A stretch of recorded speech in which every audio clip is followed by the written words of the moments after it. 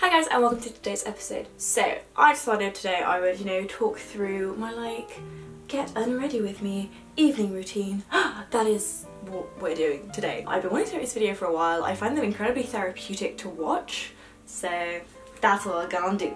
Also because I'm nosy as fuck. So also, can we just have a moment of big up Corner Fronta? This is her clothing line. I'm freaking obsessed with this sweatshirt. The amount of time my friends have seen me in it, it's not, I need to find other clothes. Anyway, so I generally start getting ready for bed 10ish. It's usually when I've done most of the things I was meant to do that day, I'm getting a bit tired, my coffee is wearing off. And you can just feel your makeup on your face and all you want to do is scratch and scrape it off. Yeah, that kind of feeling. Then it's time to go to the bathroom. So the first thing I do is I just put my hair out of my face, just make it not be a problem like it always is, and then I will go in with micellar water. I've been using the Bioderma for 2 or 3 years. I currently have one with a pump on. If you're tempted to get one with a pump on, don't. It's horrendous, it squirts everywhere and I hate it. But I actually love the product, so I'm kind of waiting for this one to run out so I can just chuck it away. With the makeup I've currently been using, I go through 4 or 5 cotton pads just to make sure it's all off of my face. I always buy the Boots own brand cotton thingies, there's no point buying anything else. So I will use that to scrape my makeup off layer by layer. When I'm taking off my eye makeup, I generally will just have 2 very, very saturated pads and sort of let them soak on my eyes for a few moments before trying to remove anything there. It's just, with your eyes, you want to be so delicate. Pulling them and tugging them is the worst thing you can do. Then next, I will cleanse my face. I've been using the La Roche-Posay a milk cleanser for 6 months and I really like this one. My skin gets on really well with it and I really like it because you don't have to wash it off at the end. You can just leave it to soak into your skin, and since doing that I feel like I need to moisturise an awful lot less, so it's kind of my moisturiser as well. And obviously there's no makeup on my face anymore because of the micellar water, so I do feel comfortable doing that. If I felt it was dirty or anything, it's not the kind of thing I would do. Next I will go back to my eyes. I'm almost 20, so I'm starting to get a bit paranoid about aging. Anti-aging starts in your 20s, fun fact. And your eyes are the first things that start to give your age away. I've been using the Kiehl's Midnight Recovery Eye and I do really like this. Quite a few people mentioned this in the best of beauty end of year favourites. I know Kathleen Lights did, that's where I got the idea from. And it's really great for under eye bags. I have always suffered with horrendous under eye bags. To find something that legit works is great. It takes a few uses before your eyes start properly agreeing with it and it actually works, but once you get there, it's good. The only thing I will say about this, and I've had this with basically the majority of the eye creams I've ever tried, is that when you wake up the next morning, it's gooped up into your eye and you literally have to scrape it out. Don't do that. Just get out of bed and go wash your face and get rid of it, because you just don't want to pull and tug your eyes. Skincare is always where you should essentially put your money, not on the makeup you wear. It is your skin, your skincare is what's most important.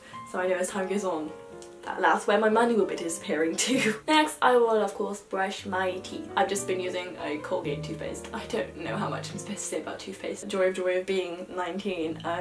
My wisdom teeth are coming through at the back and it's horrible. So I've just got to take a bit more care of those at the moment just to make sure that my mouth, doesn't die. Mouthwash wise, I am using this Listerine one, but I know you should be very careful to buy the ones without any alcohol in, because I think if you use a mouthwash regularly that has alcohol in it, you increase your chance of some kind of cancer, mouth, stomach, something like that. I will link a reference below. If I'm feeling a little bit spotty, I will go in with the Origins Super Spot Remover.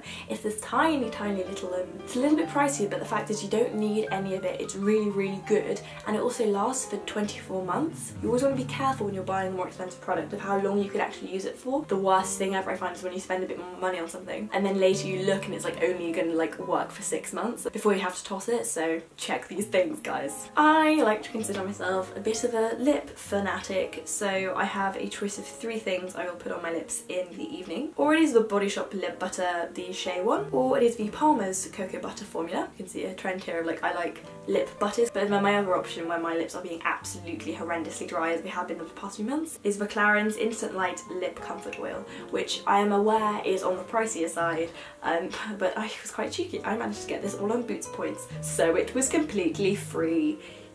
Yes! Use your boots points, guys. I do think this has helped as well because I genuinely think my lips are a lot better than they were. In the evenings, I do not always shower. I don't like showering in the evenings if I know I'm going to film something soon or see people soon because my hair just looks crap when I do. After all of my like self-care beauty sort of stuff, I will come in here, I turn off the big light, I put my night light, no Emma, I put my bedside table light on and then some like fairy lights I have, sort of to like just wind like my eyes down, if that makes sense. I'm trying really hard to not have my laptop in my bedroom and to just sort of not pay attention to my phone just before I go to bed. If I have any reading to do, I will try and do that, and then once I get maybe a bit bored of that, I generally go back to journaling.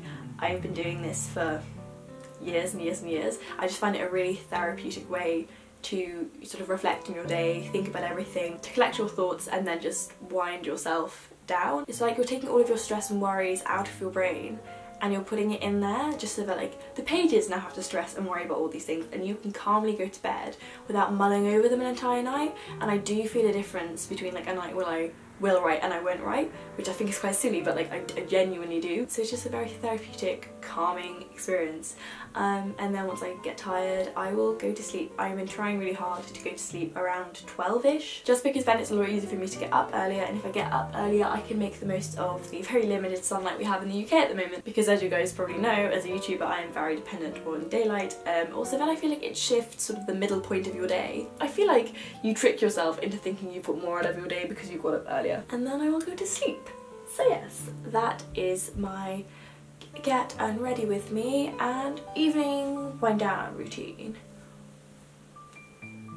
Yeah, obviously this does not happen every single night. I'm a student, that's unrealistic, but this is like what I aim to do. It very much helps me feel like I have my life together. Down below leave me any like skincare product suggestions you have or any things you do before you go to bed, sort of like wind down and calm down and just like get yourself in like the zone, you know? There is a zone that I assure you there is a zone you need to be in before you can actually go to sleep. I hope you guys have had a lovely day. Like, subscribe, and all that jazz, and I will see you guys very soon.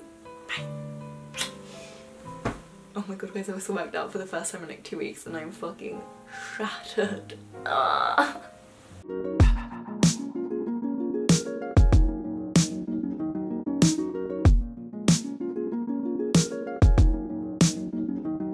So yes, let me know.